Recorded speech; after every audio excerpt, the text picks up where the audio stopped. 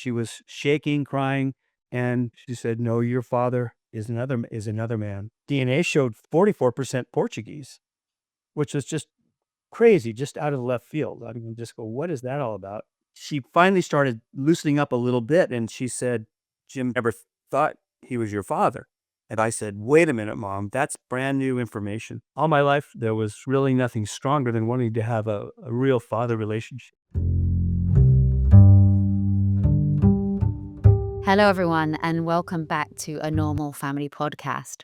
Today, I'm really pleased to share the first ever interview that I did for this project, recorded 1 year ago with Tommy from Santa Cruz. When Tommy was 66, he found out that the man who raised him was not his biological father.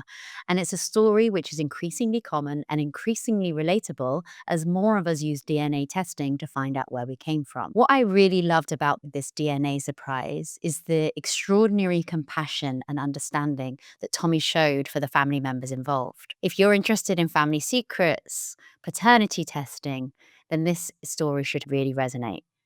Please do all the normal things, like, subscribe, share this with your friends so that we can grow our community of people interested in real family stories. Let's get started. Before we kind of go backwards, Tommy, just tell me a little bit about what life looks like for you now. Describe your home life. Well, I'm 71 years old, and I've been retired. I'm on my third year of retirement from working. I stay busy with music. I play every day. I work really hard at it. I'm making new connections in the music world. And you're married with 2 children, is that right? 4. 3. 4. Married with 4 children and 6 grandchildren. And Congratulations. my wife, Katie, and I have been married for 47 years. And I think we're gonna come back to Katie in the story as well, Yeah. because I know she is important. So, life's good. Life's good. I'm content. And, you found out in 2018 that your father that you grew up with wasn't your biological father. Yes. Was 2018 the first time you found out? Is that Oh, right? yeah. Yeah, it was, I think I actually noted the day, May something. I 26th, I think it was. yeah, I hadn't reread my story in years. I did read it last Saturday, and, I can't read that thing without a lot of emotional responses, and I started crying, Mm. started revisiting it, but, I kinda read it just to make sure it was still accurate and Yeah. nothing I would change in it. So, yeah. I would be interested in how your perspectives have changed since you initially wrote it, but why don't you, in your own words, summarize how it was that you came to discover that Jim wasn't your biological father? Well, there had long been suspicions that he wasn't, by my wife especially, and as my story says, he just was totally absent. I grew up with a strong sense of rejection since I was a little boy.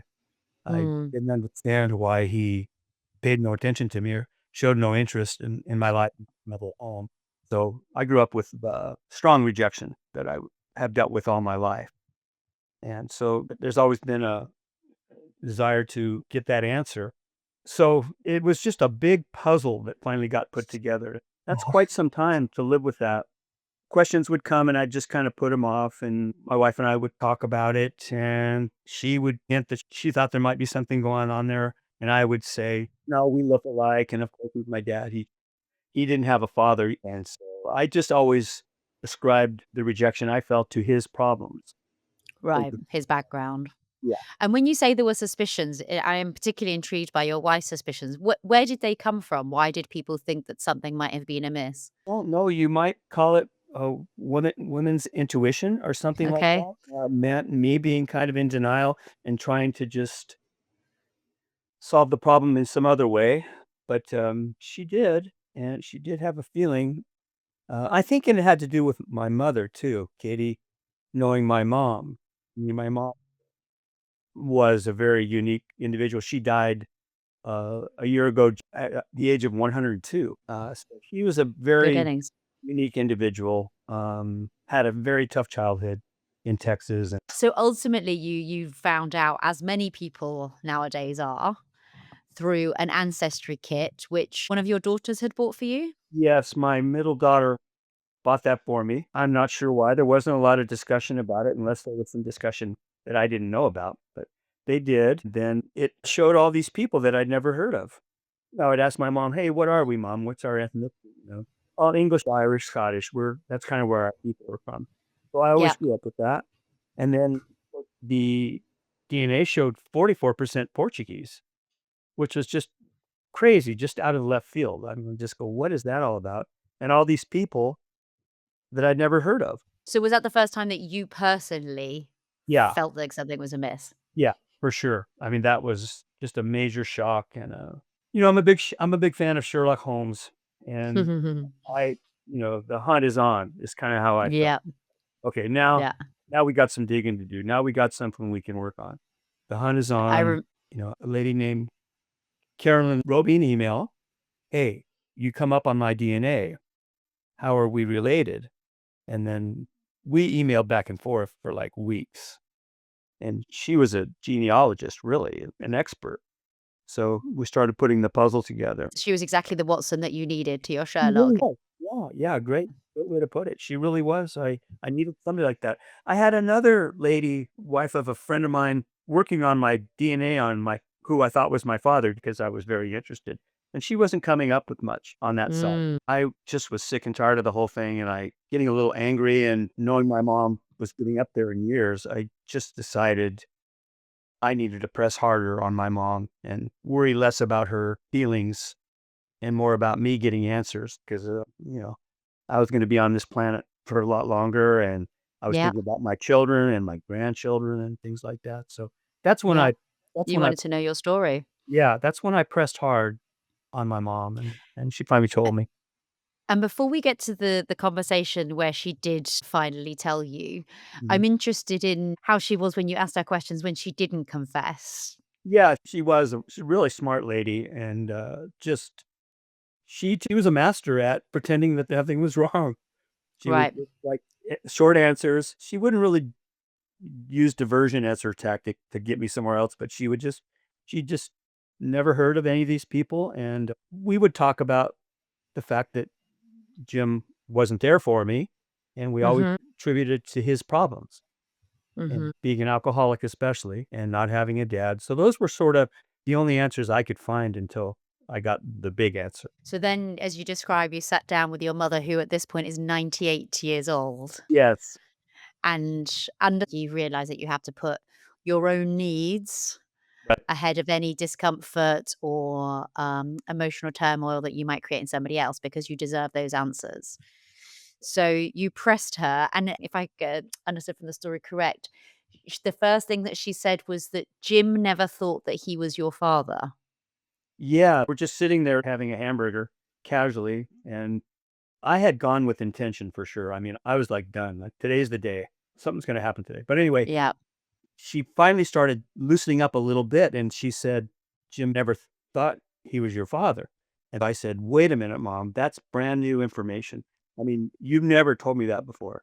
Here we are at this point in our lives. And now you tell me that?" So I was getting hot, sort of a good kind of anger. And I pressed harder and she was crying and shaking. And at that point, uh, I realized this whole thing was coming to a culmination. I said, "Well, was he my father? You say he didn't think he was my father. Was he my father?" And I'll never forget it. She was shaking, crying. She looked down, looked back up at me. It was quite a pause.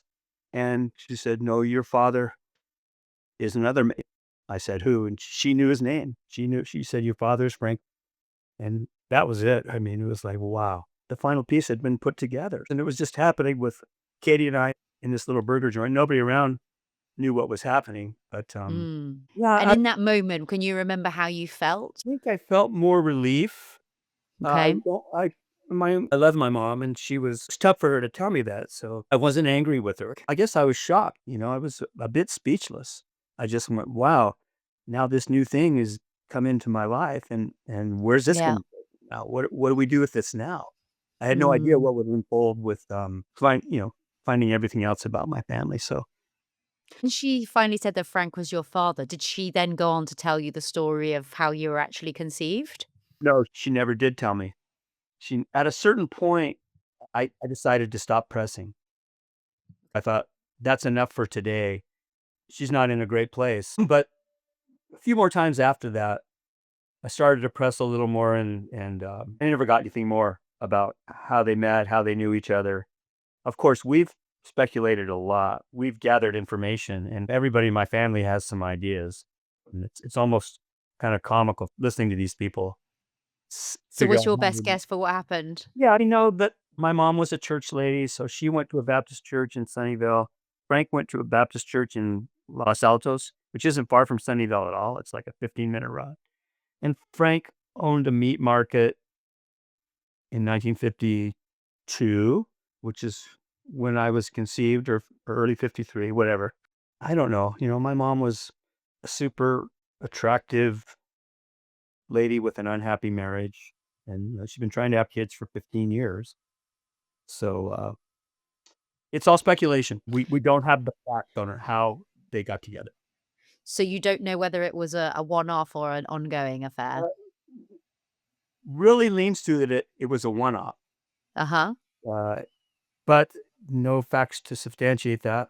Um, And you Frank, probably don't know this, but I wonder if it did do you think Frank ever knew about you? no, I don't think he ever did.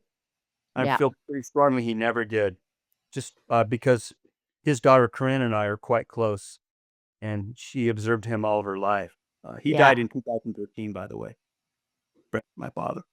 So I couldn't say 100% certain, but I'm fairly certain he never knew about me, Mm.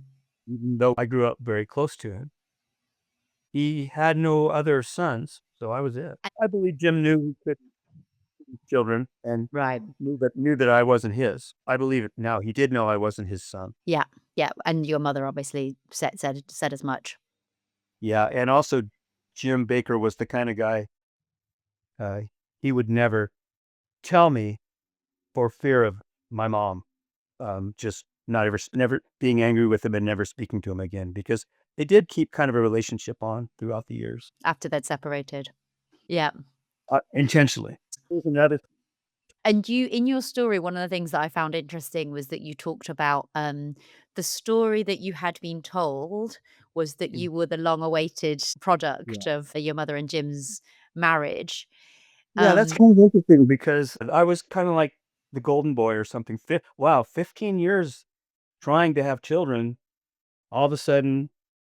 I mean, again, my mom being religious, like, God brings a baby, and yeah, it was kinda like the long-awaited child. I don't know who knew what back in that little community in mm, 1953. Tight church community. I grew up thinking people were my aunts and uncles, and they weren't. But mhm, we also grew up in a community where, kind of in the church community, even good friends, you call them aunts and uncles. yeah, That I was told that, I was the long-awaited child that finally came along. mhm, But, I mean, I was kinda spoiled and not grown up. I didn't grow up with much discipline or anything, mm. not spoiled in a monetary way, but, just kinda got my way. And then just to flip over to thinking about, the stories that we tell ourselves and the Yeah. narratives that we tell each other, Yeah. that sometimes we then find out aren't completely the truth, and I guess that also happened for Frank's family as well. Oh, yeah. Um, Yeah. from reading his obituary, it sounds like he was a very upstanding member of his community, loved as a grandfather. So can you say how you reached out to his family and the reaction that they had to learning that their father Oh, perhaps well. wasn't all they believed him to be? Well, Carolyn, my cousin. The lady that reached out through the ancestry Yeah, site. through Ancestry. We were doing emails on Ancestry, and then I told her, "Look, I'm not gonna ever reach out to them. If they find out, that's one thing, but I'm just not going to reach into their world." And why Uh, did you not want to do that? I just felt it wasn't my bit. It was kinda like just none of my business. Okay. I had my side of the thing to deal with, and I just wasn't ready to be that person to bring that news. But then Carolyn wrote me an email. She said, "Look, if either of your sisters wanted to know about their background, would you be okay if they knew about you?" And I said, "Sure, of course.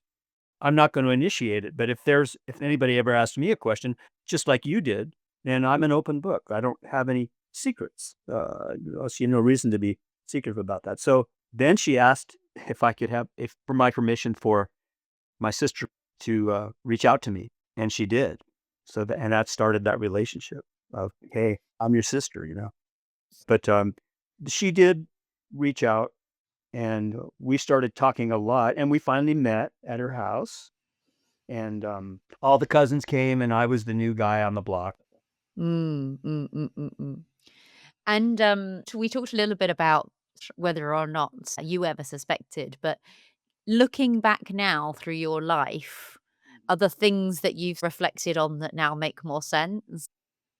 Well, my mom, they were married 26 years, her and Jim, and I remember, I mean, my mom got a lot of attention at parties and things like that, so I just when I was little, I didn't think about it, things like that. I would get angry at all these guys who were paying attention to my mom. You know, somehow in my little mind, I knew that should be my dad giving her that Right. attention, but she wasn't getting any, and, I mean, I have memories of being at parties where, she was this little 5'2" lady, super beautiful and attractive. 5 or 6 guys are gathered around her, and I'm thinking now as an adult, I'm thinking, "What were their wives thinking? They must have hated Mm, my mom." mm.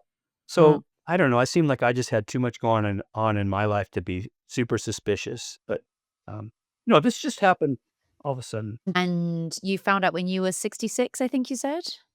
Yeah, is that I'm 71 now, so 6 years ago, yeah. Yeah, 65, 66.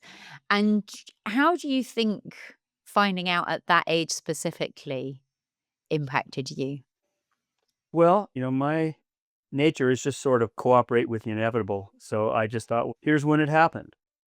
Probably wouldn't have been better to know before 2013 because I would have been struggling with, am I gonna go try to see this guy and meet Mhm. my father? I mean, my whole life was a search for fatherhood Yeah. or a relationship and, a connection, and just not having a dad to teach me, the things that I taught my son and stuff. I Do turned you out to think be sorry, go on. no, I said I turned out to be a pretty good dad in spite of it all. Yes. I guess you found out late in your own fatherhood, but do you think this has impacted you at all as a father or a grandfather? Yeah, I think it has. It's almost a cliche, but just to realize time is short and I need to make the most of it. Yeah, my son and I have become quite close since this happened and had some really good talks. And, I mean, some really deep talks about a lot of big life issues and worldview issues and, philosophy issues and stuff like that. Has the discovery forced you into a different type of conversation with people in your life? Well, when I wrote my story, I I wanted to share it with my close friends. Yeah. And I guess I wrote it for kind of therapy and Mhm. for any sort of legacy. I thought, Mhm. kids for my grandchildren, just so they could know a little bit more about me and Mhm. the way I was or the way I wasn't or, that kind of thing. So I tell you, it's been very freeing, and I'm really just so thankful that it happened. Do you imagine meeting Frank or having met him while he was still alive? Yeah, I do. I think how cool it would be. He seemed like a cool guy. He's Mm, yeah. I'm not a very tall person. He's about my height, and he liked to fish. In fact, I have some of his fishing equipment, Oh, well.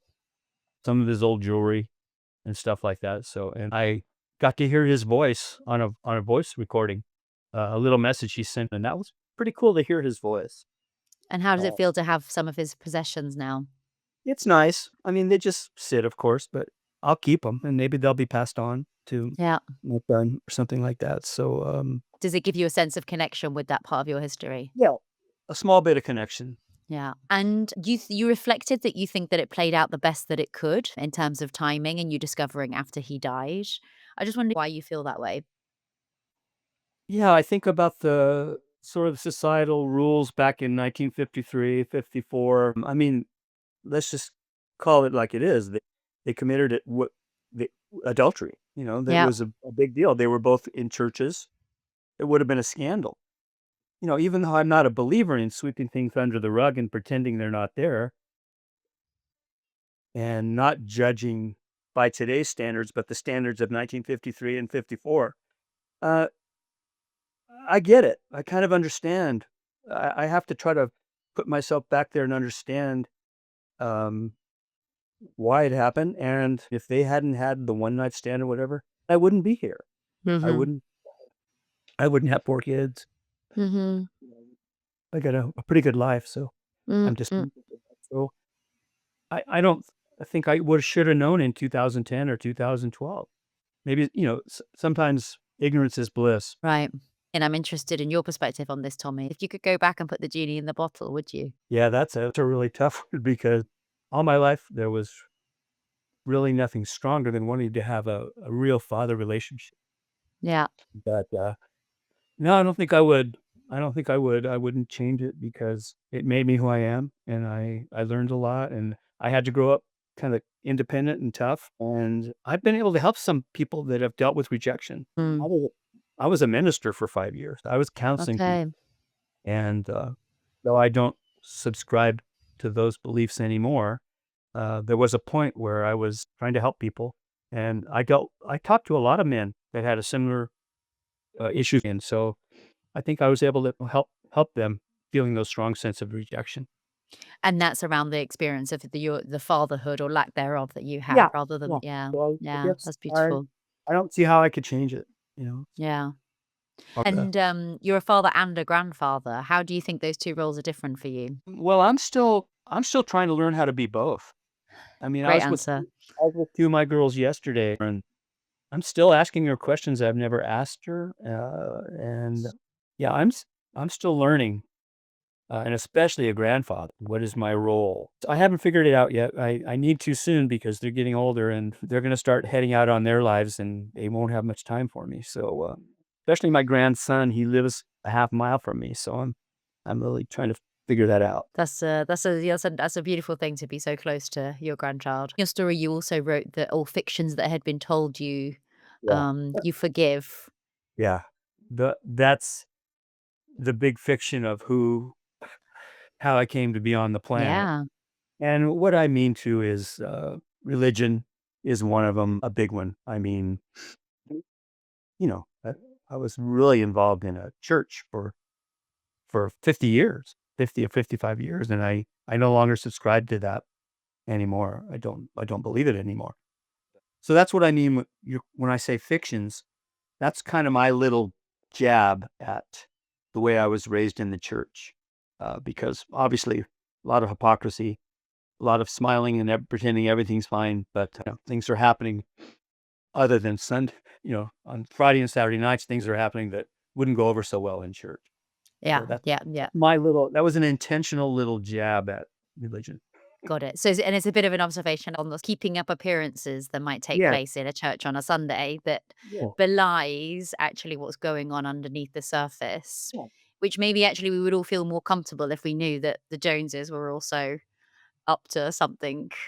Yeah, and then I'm convinced, of course, they were, and the Smiths, and looking back at that time, it's like an episode out of that TV show, Mad Men, Oh, and it's all about yes. Yes. it's about the cocktail parties and the running around and cheating and all that kind of stuff. So, So it was 2018 when you wrote that down, so 6 years ago. How have your perspectives changed, if they have at all? well, when I wrote that story, I didn't hadn't put much thought into the fact that Jim knew he wasn't my father. Yeah. So that's so I've done quite a bit of reflection on what it would feel like to be that person. First off, just having some sort of accurate empathy into his life. He grew up without a father. These guys had to go off and fight wars and stuff like that, just like my real father, Frank, did. He had to go off and fight a war, World Yeah. War II. So just trying to put myself in their shoes more. I think I'm more about Jim Baker's life, but how it was that tried to have kids and couldn't.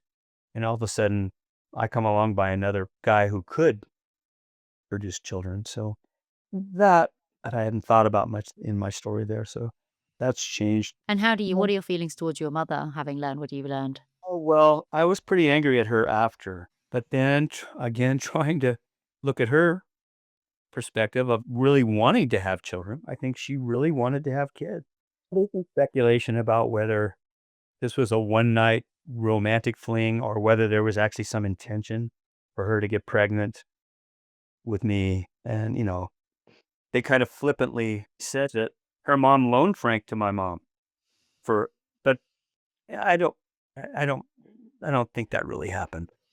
They would be incredibly progressive of the time Oh, if yeah, that's it what would be. they. So it was, I don't think there was much artificial insemination happening back. No, So, no.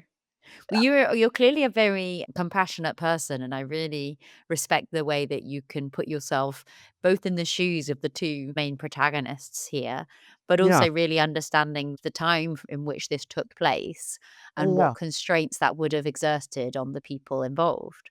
Yeah, I'm a big fan of history, and growing up with some of the pain and the rejection, Yeah. I mean, that can turn you into a more empathetic person. I guess I'm interested in what a normal family means to you. Yeah, man, I was certainly raised with the idea that a normal family was maybe 2 kids, probably a boy and a girl, Mhm. and you had dinner every night at 5:30 or 6, and maybe watch TV, you go to church on Sundays. Yeah, I mean, being raised in the '50s, all the TV shows, Father Knows Best, all this kinda stuff, so, um but now looking back, I'm with you, and a family is what it is. There's all kinds of families. There's gay men that have adopted twins. There's, and that what my thinking's really changed a lot over the decades of what a family is. And I agree with you. A family is just all kinds of stuff. It's just people that love each other and take care of each other. And um, big part of what I tried to do is raise my children with respect. I'm Mm. far from a perfect father, but my kids would say I respect them. Mhm. Same thing with my wife. I mean, she's a person apart from me. She's given up a lot for me, and need to do the responsible thing and let her be who she's supposed to be, as if I wasn't here, so Yeah. Yeah. I've really, yeah, I've changed a lot, my thinking. Amazing. And I don't have to tell you that this is gonna be more and more common as the years go by. More and more people are gonna do Ancestry and 23andMe and all that kinda stuff, so Absolutely. This is a much more common occurrence. And interestingly, there aren't just examples like you where perhaps there's been an affair or something, but a lot of people are discovering that they were born via donor and that they yeah, have 70 siblings in the state or. yeah. Of course, I read anything I come across. I've read a lot of people's stories. I see commonality with them, and some of them are so similar. Yeah. Yeah. Just wasn't Well, that's like one thing that I want to get to is that comfort in the collective experience. Your own experience is both extraordinary, but also on a level ordinary because chances are it's happened to somebody else somewhere else some other time. right.